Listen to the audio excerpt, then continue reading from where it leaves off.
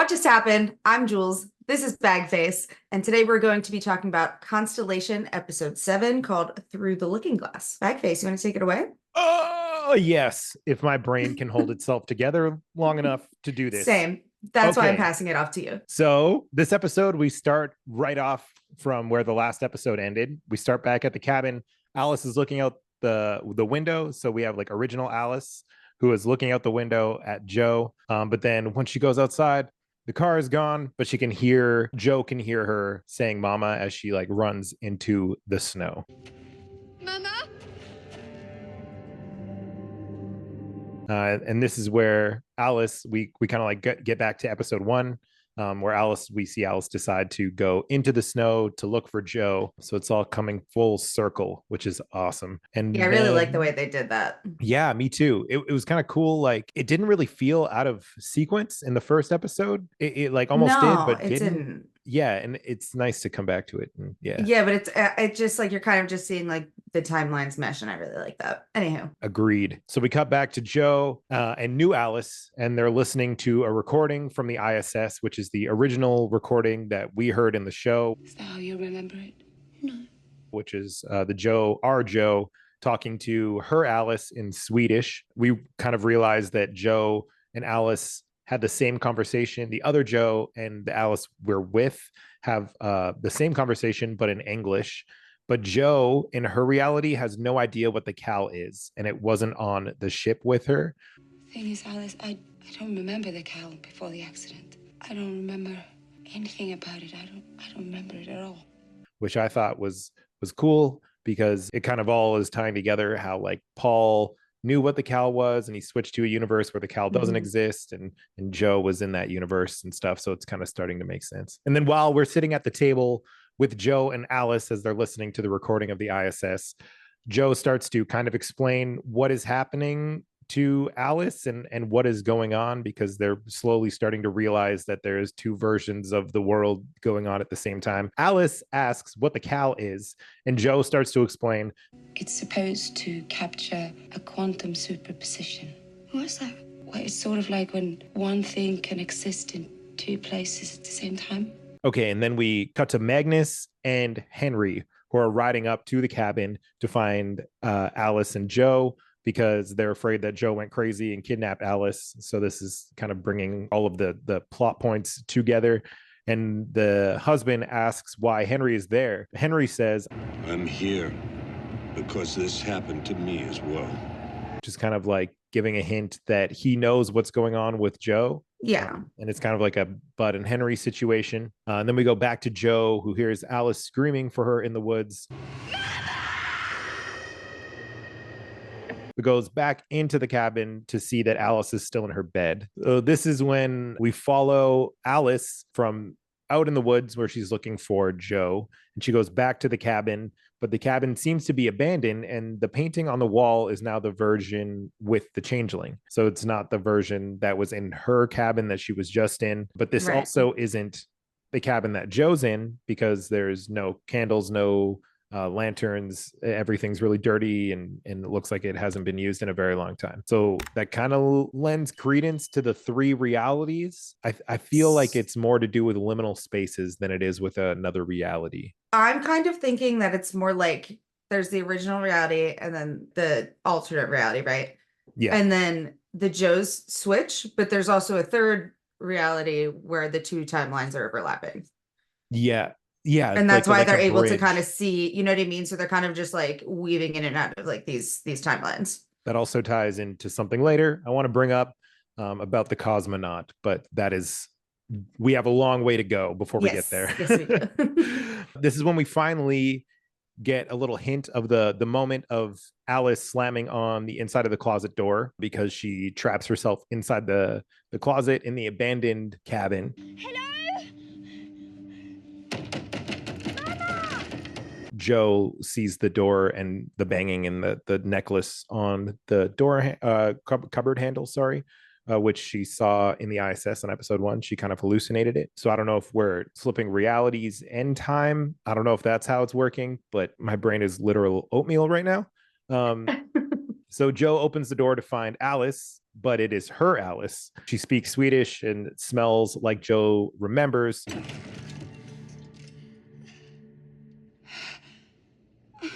Alice. Mama. And as she takes her down to the bath, she puts her in a bath so that she can warm up because she's been outside looking for her mom. You realize that Joe can see both Alice's in the cabin at the same time, which was pretty trippy. How did you feel about that? It was, but I mean, they showed that scene before. Yeah, I guess in my brain, it felt like it was an hallucination. Yeah, but like seeing the lead up to that Yeah. of her like finding Alice outside, it was I didn't like it. It was No? it was like uncanny. I don't. Yeah, it was weird, and it's the first time they also introduced the idea of mirrors kind of being like a bridge to seeing like other realities, because Alice is watching her mom through the mirror. Yeah. Right. Well, and they touched on that with the Bud Henry thing. Yeah. Yeah. But obviously, we see later on that is a very important thing in this whole situation. After that, Joe disappears. Alice can't find her anymore, and Alice is back in the cabin with her dad, and the bath is empty, which I thought was really cool. I saw Mama. She was fine. She found me. I smelled her. I felt the snow.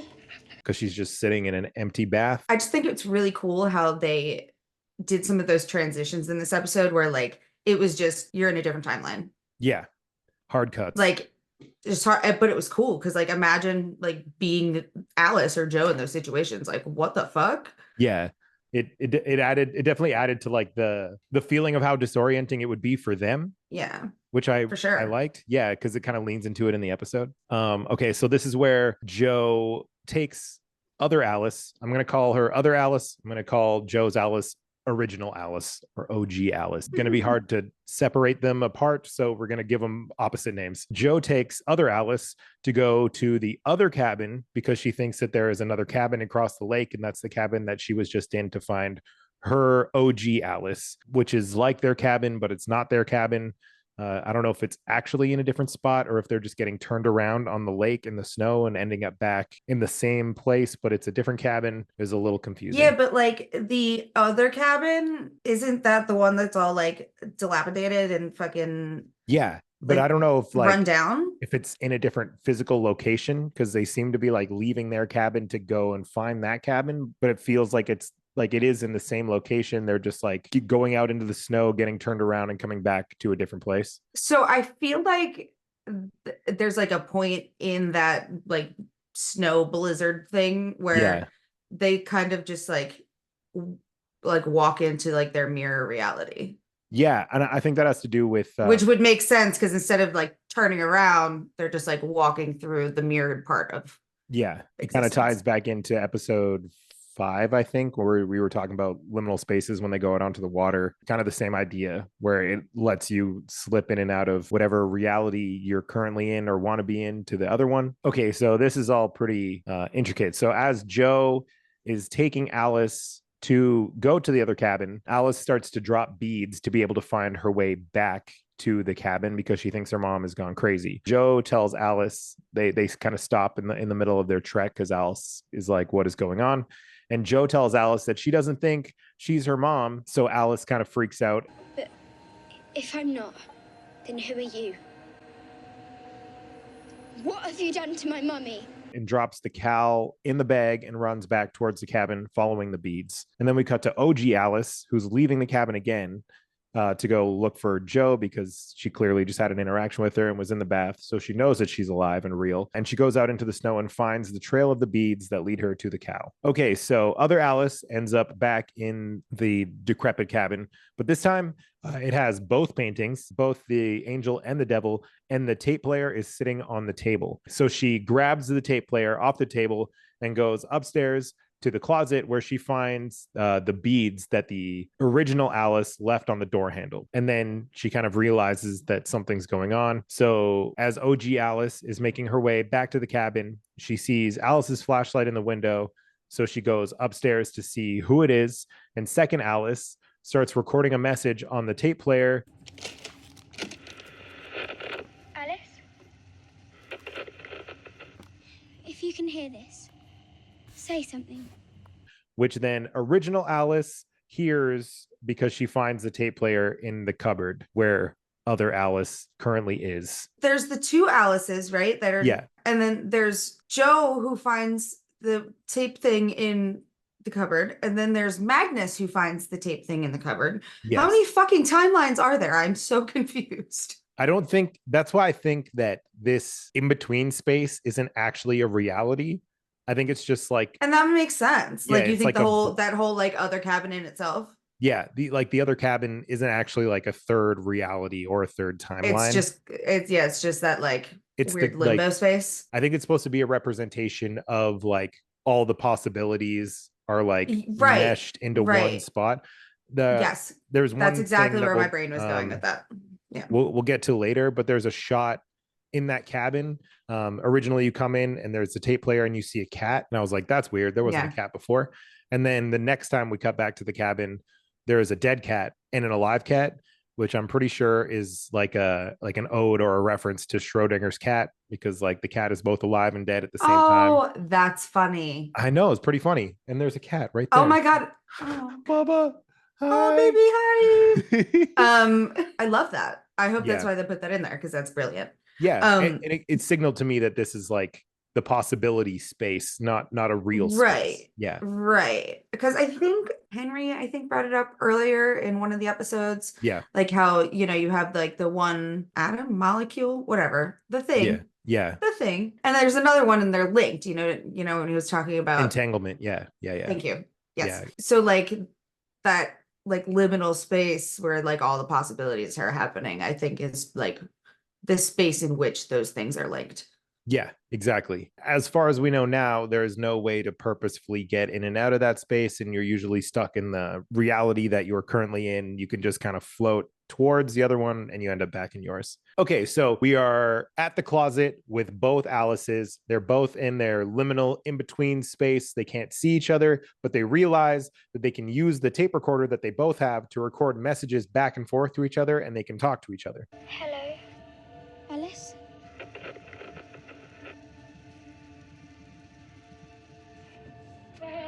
The first person who realizes this is other Alice, who records a message for OG Alice, basically being like, hey, can you hear me? Original Alice finds it, listens to it, and realizes that this is the other Alice that she has heard or seen. The OG Alice has seen her, right? Yes. I believe they've both seen each other at some point. Yes. Yeah. At Paul/Joe's funeral. So they both know each other exist, but they haven't really openly admitted it yet. And this is the first time where they kind of fully realize that there is another version of themselves and they can speak to each other. So while this is happening in the liminal space, Magnus and Joe both get to the cabin, which isn't the cabin, it's the possibility of the cabin. And I like that. I think that makes it easier to understand. Makes it easy. Okay. And then they can both hear Alice talking to herself upstairs.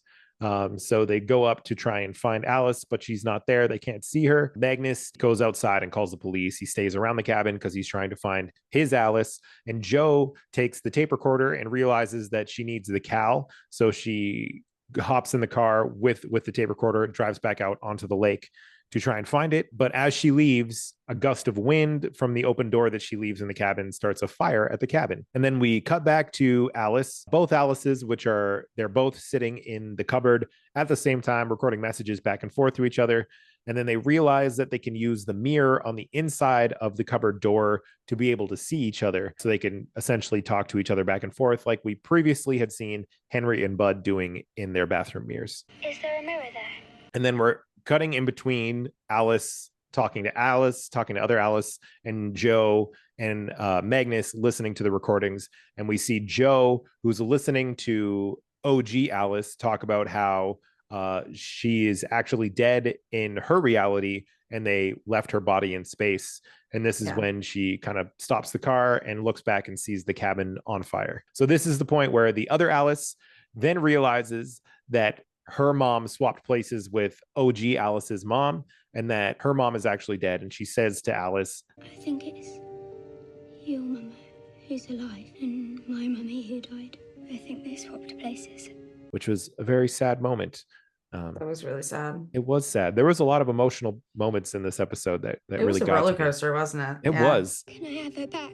And then we cut back to the timeline that we've mainly been in, which is where Magnus and Henry are both riding up to try and find Joe and Alice because they think Joe has gone crazy. And we finally get the explanation from Henry's point of view of what happened on his space shuttle when it depressurized. And he explains to Magnus that when he came back from the moon, him and his crew went through a depressurization moment. And from what he saw, he assumed that his crew was dead. And then he blacked out. And when he woke up, his crew was alive. It looked to me like they were dead. I kind of blacked out. The miracle happened when I came to. They were okay again. When I came back to Earth, I wasn't. And everything was fine. So that kind of confirms the theory that we had last week that we were talking about, that Bud and Henry switched places right after saving each other's crew / losing each other's crew. So that's why, just like Joe did when, you know. Yeah. And that explains the contention between Bud and Henry, why Bud doesn't go by Henry anymore, because to him that would be a slight, why he made him pee his pants and all that fun stuff. It all kind of falls into place, which I absolutely loved. Henry says that the pills actually made him better. So how'd you get better? I took the pills. And I threw myself into my work. And that was how he got better. And the husband is trying to figure out whether Joe can get better or not. So apparently the pills actually do something. And then we cut back to Joe, who is running back to the cabin. And this was the coolest part in the episode to me. As soon as she burst through the door into the flaming cabin, we cut straight back to the liminal space that is the cabin, the possibility that is the cabin. Yes. That was like an audible what the fuck moment for me. Yeah. Great filmmaking and editing. It was fantastic. So good. It's a little different this time though, because when Joe looks in the reflection of the glass in front of the painting on one of the walls, she can still see the cabin burning through the reflection, which is trippy. It kind of implies that all of these possibilities are starting to collapse in on each other. This is also where we see the two cats. One is dead and one is alive, which is the Schrödinger's cat reference. I just love this show so much. And then we have Joe, who goes up to the cupboard where she found the tape recorder to see if Alice is there. And she finds other Alice in the cupboard, not her Alice. My name's King. It's me. Not the one who speaks Swedish. The other Alice that she's been with this whole time. And we realize that Joe can't talk to the original Alice. She has to speak through her Alice to be able to talk to her original Alice. But she could see her though, right? Yeah. So eventually, she can see her in the mirror. Interesting. But she just can't speak to her. Okay, so this is when Henry finds the cow on the lake. He picks it up, kind of walks with it, and he starts getting flashes back and forth between like his life and Henry's life and what's all happening at the same time. And then we go back to Joe, where we see that Joe can, like we were talking about, see Alice through the mirror. But she can't talk to her still. So Joe tells original Alice that she can't come home, but she's going to try and work a way out to find a way to get back home. I don't know if I can come home. I just need to work it out. To tell her I will work it out. That was really sad. I was tearing up a little bit. That hit me in the feels. Yeah, it did, for sure. It did. And then we have Henry getting the flashes of meeting Paul, like Bud meeting Paul and him being in the house. And he sees the cabin burning. So he's in the reality where Joe had lit the cabin on fire, which is the reality where the husband's looking for Joe. So all that still lines up. He's still in the right reality. And then as Joe is trying to talk to original Alice, the other Alice that is being the intermediary for her starts to choke on the smoke. So we kind of start to see that the liminal space is being invaded by like other realities. I don't know if they're starting to split apart again or if they're all just kind of crashing together. Yeah, I'd say probably crashing together is more likely. That's kind of what it felt like to me. And then we finally go back to the scene that ended the last episode. Well, not ended, but where we ended off with Bud in the last episode when he shoots the gun off, and we see that he did in fact shoot Paul in the stomach. But this is the moment when he leans over to help Paul and says this. Paul, it's Henry. Oh, Jesus Christ. Oh, God, you stay with me. You stay with me. This is kind of the moment where we begin to realize that Henry and Bud have switched realities. And we get this confirmed when Henry goes to call 911 to get Paul help in his reality, and he doesn't know the address of the place that he's in because he isn't Bud. 60556 Lexington Avenue. Mind-blowing. And then we go back to the reality with our Joe, and she hands off Alice to Bud, I guess now. To Bud, who she thinks is Henry. And Bud just kind of drops her in the snow and wanders away. Who the fuck are you, kid? I'm just in my underwear. He's like, who the hell are you? Yeah, that was really wild. Cut back to Joe, who is outside looking for her original Alice. And she sees that other Alice from her timeline that she's been in is laying in the snow, passed out. So she starts to give her CPR. And this is when she hears her Alice walk up behind her and say that she made her a necklace. I made you one of these.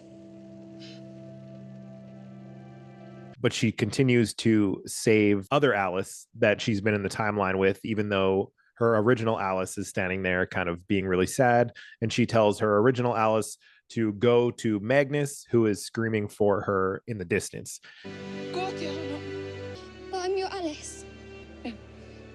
Go to Papa, okay? And this is when we see Magnus. From Magnus's point of view, he walks up and he sees his Alice standing there above Joe, who is giving other Alice CPR. He realizes that maybe Alice isn't going crazy and she's actually seeing her mother. I don't know if he thinks he's also going crazy, but we kind of get a little touch on that at the end of the episode. And then we see Joe, who, after giving CPR to other Alice for a while, finally realizes that she saved her, right as Magnus from the timeline that we've been in, which is not Joe's original timeline, runs up and kind of sees what's going on and starts freaking out, asking what she did. And as soon as she realizes that Alice is okay, she stands up and starts screaming for her Alice and starts to walk around looking for her. And some police officers grab her, and I don't think they arrest her. I think they're just taking her kind of into a mental hold kind of thing. And then we go to original Alice, who is back with Magnus in the universe or the reality where Joe is dead. They head back into the cabin, and you see that the picture is changed back into the one that is an angel. It's no longer the changeling. And then, we get to the end of the episode, which is the most confusing part to me. It was really, really weird. But we have other Alice is laying in the hospital bed because she had inhaled so much smoke. She had to get CPR. She's still kind of in a rough shape. And then we cut to original Alice. I think it's either a dream sequence or original Alice. But she's in the hospital. I think it's a dream sequence. I think it's a dream sequence too. Maybe dreams are kind of the same thing as the cabin, where the things are kind of crossing over. That would make sense to me. Yeah. And this is the first time. So we see original Alice, who's in the hospital. She's walking around and sees the dead cosmonaut. Хочешь увидеть твою маму? Пойдем со мной. Я отведу тебя к твоей маме. And it's the first time we've actually seen the dead cosmonaut. I can't remember what the name that they gave her was. It was a very Valia, the creepiest of names. Yeah. Yes. Yeah. I can't remember which Alice also said that, but I'm assuming both Alices are now communicating with Valia. Probably. Who knows? Maybe. I'm sure we'll figure it out. And then Valia starts to say, come with me and I'll take you to your mama. Where is she? Пойдем со мной, дитя. Уходи, дитя. The original Alice is kind of scared. It seems like she's kind of scared, and we don't know whether or not she's going to go with her. And then just to end off the episode, we cut back to other Alice, who's waking up in the hospital bed, and she asks who Joe went with, because Joe was taken away to get some care because everybody thinks she's losing her mind / knows that she's slipping in and out of other realities. And her dad says that she went with Irina Lysenko. Who does she go away with? A woman called Irina Lysenko. Which is the alternate, cosmonaut.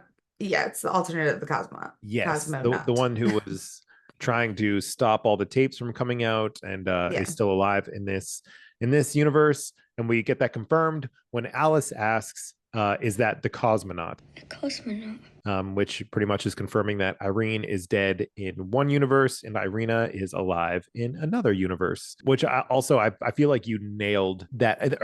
Irina's cancer is coming from Irene. Because they're entangled and Irene's body is still in space, kind of gathering up all the radiation. I feel like that's dead on. I mean, it's like the only thing that makes sense in my brain because we know that they are connected. And I feel like that's the only reason that they would mention her having cancer. We need to get her back.